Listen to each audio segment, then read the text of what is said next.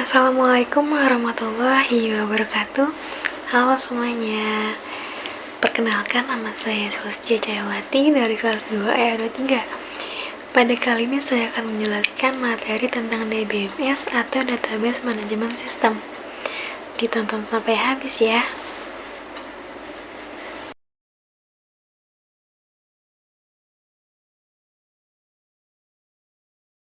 Apa sih itu DBMS? Nah, Database Management System atau DBMS adalah perangkat lunak yang memungkinkan pengguna untuk mendefinisikan, mengelola, dan mengontrol akses ke basis data. Sebagai contoh, DBMS digunakan di berbagai sektor seperti universitas, toko buku, layanan servis motor, dan rumah sakit. Dengan DBMS, pengguna dapat dengan mudah melakukan berbagai operasi terhadap data, mulai dari penyimpanan, pemrosesan, hingga pengambilan data. Beberapa contoh DBMS yang umum digunakan seperti adanya Oracle, Microsoft Access, SQL, dan MySQL. Masing-masing sistem ini memiliki kelebihan dan kegunaan yang spesifik sesuai kebutuhan pengguna. Nah, DBMS memudahkan integrasi data dari berbagai sumber dan memungkinkan pengguna untuk melakukan analisis data secara efisien. Selanjutnya ada tujuan DBMS. Tujuan utama dari pengguna DBMS adalah untuk menyediakan lingkungan yang mudah dan aman untuk penggunaan perawatan database. Dengan demikian, pengguna dapat fokus pada analisis dan penggunaan data tanpa khawatir tentang masalah teknis yang rumit dalam pengelolaan data. Nah, DBMS juga memungkinkan multi-user akses yang aman dan terkontrol untuk memastikan bahwa data dapat diakses dan dimodifikasi oleh pengguna yang berwenang secara simultan tanpa menyebabkan konflik atau kerusakan data. Oke, secara keseluruhan itu DBMS merupakan komponen yang krusial dalam sistem informasi modern yang mendukung operasi bisnis, riset akademis, dan berbagai aplikasi lainnya yang bergantung pada pengelolaan data yang efisien dan aman. Oke, selanjutnya itu ada jenis-jenis DBMS, itu ada 3. Kita bahas yang pertama dulu. Yang pertama itu ada hierarchical database. Hierarchical database adalah database yang sistem kerja di dalamnya menggunakan bentuk data hierarki, yaitu dengan struktur hubungan induk dan anak. Nah, sehingga dalam setiap grup database akan memiliki ibu dan anaknya masing-masing. Contohnya itu ada di IMS 2 atau Information Management System pada tahun 1998 oleh IBM. Yang kedua itu ada network database. Nah, itu adalah turunan dari basis data hierarki. Kenapa sih disebut itu? Nah, karena struktur jaringan ini akan membentuk entitas di dalamnya. Contoh basis data jaringan ini ada di IDMS atau Integrated Database Management System pada tahun 1972 oleh Collinet Software. Yang ketiga itu ada Relational Database. Nah, dalam basis data ini, pengolahannya dilakukan dengan adanya pengelompokan hubungan data. Untuk mengoperasikan relational database, seperti menambah, mengurangi, menghapus, dan memanipulasi data, user perlu menggunakan SQL. Basis data ini sering digunakan karena terdapat kemudahan dalam melakukan integrasi data antara satu sama lain. Contohnya itu ada di DBS 2 oleh Estonte pada 1981. Komponen sistem basis data. Terdapat 4 komponen pokok dari sistem basis data. Yang pertama itu ada data. Data dapat diklasifikasikan ke dalam beberapa kategori. Ada data tetap, yaitu kelompok data ini tidak mengalami perubahan dalam kurun waktu yang lama. Data tetap biasanya digunakan untuk menyimpan informasi yang bersifat statis dan jarang diperbarui. Contohnya itu ada data pribadi mahasiswa, seperti nama, tanggal lahir, dan alamat. Selanjutnya itu ada data tidak tetap. Kelompok data ini secara rutin mengalami perubahan seiring waktu. Data tidak tetap seringkali digunakan untuk menyimpan informasi yang dinamis dan memerlukan pembaruan berkala. Contoh dari data tidak tetap itu adalah data rencana studi mahasiswa yang mungkin berubah setiap semester sesuai dengan mata kuliah yang diambil. Selanjutnya itu ada data yang bertambah menurut waktu. Kelompok data ini biasanya merupakan data akumulasi dari kelompok data tetap dan tidak tetap. Data ini menunjukkan penambahan informasi seiring waktu dan sering digunakan untuk melacak perkembangan atau perubahan. Contohnya adalah data transkrip nilai yang terus bertambah seiring mahasiswa menyelesaikan mata kuliah dari semester ke semester. Yang kedua itu ada hardware. Hardware adalah komponen sistem basis data yang mencakup semua peralatan hardware komputer yang digunakan untuk pengelolaan sistem basis data. Beberapa di antaranya termasuk komputer yang dapat digunakan secara standalone atau terhubung dalam sebuah sistem jaringan. Selain itu, terdapat juga memori sekunder online seperti hard disk yang digunakan untuk menyimpan data. Memori sekunder offline seperti removable disk yang berfungsi untuk backup data, serta media atau perangkat komunikasi yang digunakan untuk mendukung sistem jaringan agar komunikasi dapat berlangsung dengan baik. Yang ketiga itu ada software. Nah, software itu adalah perangkat lunak dalam komponen sistem basis data yang berfungsi sebagai perantara atau interface antara pengguna dengan data fisik yang ada dalam database. Perangkat lunak ini dapat berupa database manajemen sistem yang bertugas untuk mengelola dan mengatur database, serta program-program aplikasi dan prosedur yang membantu dalam pengoperasian database sehari-hari, memastikan bahwa semua database yang dibutuhkan pengguna dapat diakses dengan mudah dan efisien.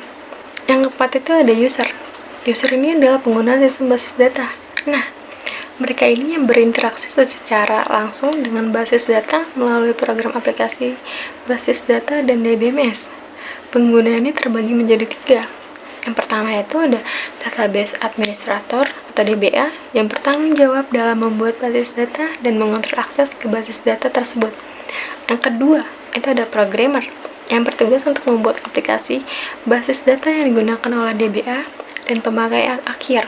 Yang ketiga, itu ada end user atau pemakai akhir yang melakukan berbagai kegiatan seperti penambahan, penghapusan, pengubahan, dan pengaksesan data sesuai kebutuhan mereka.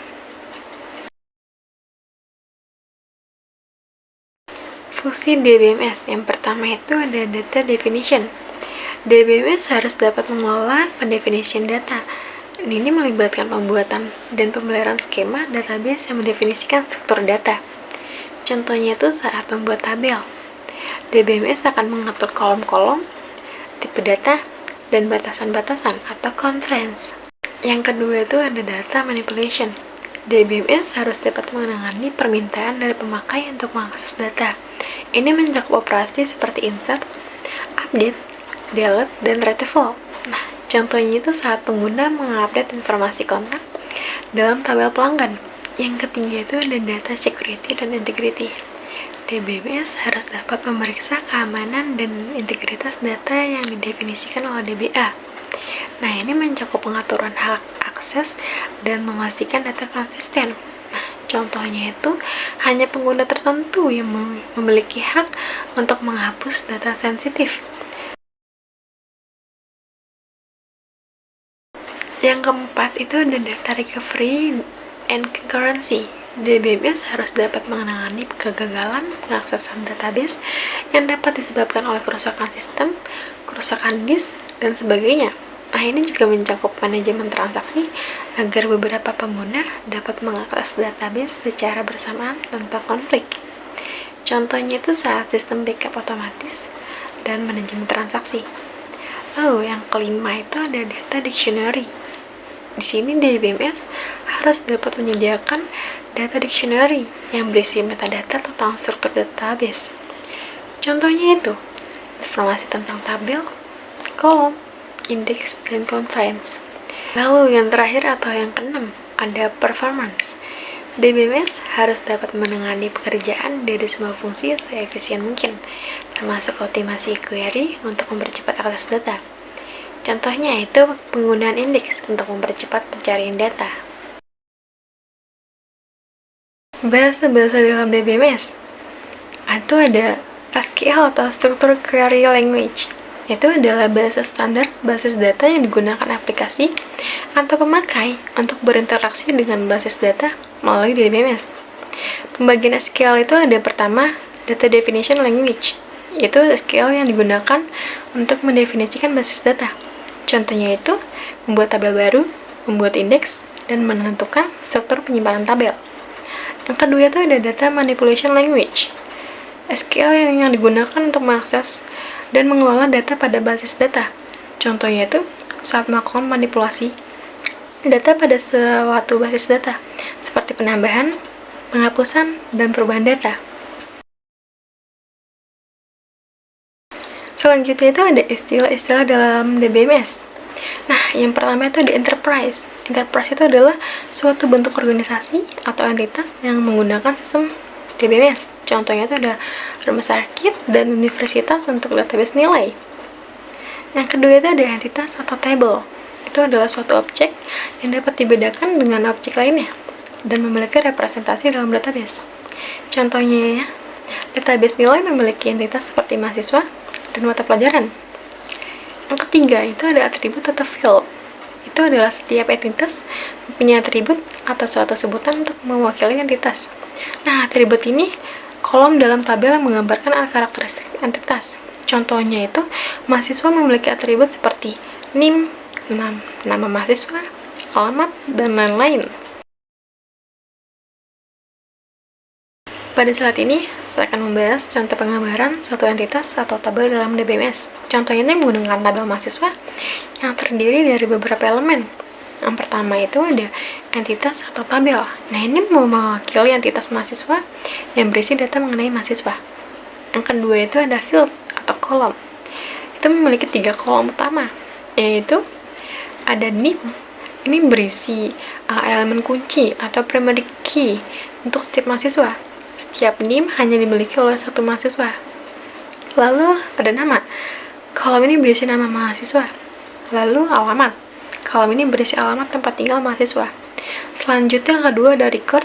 Itu setiap baris dalam tabel ini mewakili satu record atau satu data mahasiswa. Misalnya, record pertama berisi NIM 190001, nama alpha, dan alamat Padang. Lalu, data value. Setiap sel dalam tabel berisi nilai data spesifik. Contohnya, nilai data untuk NIM 190003 adalah 190003, nama mahasiswa Charlie, dan alamatnya Bukit Tinggi. Oke, sekian penjelasan dari saya tentang DBMS atau Database Management System. Kurang lebihnya mohon dimaafkan. Wassalamualaikum warahmatullahi wabarakatuh. Dadah.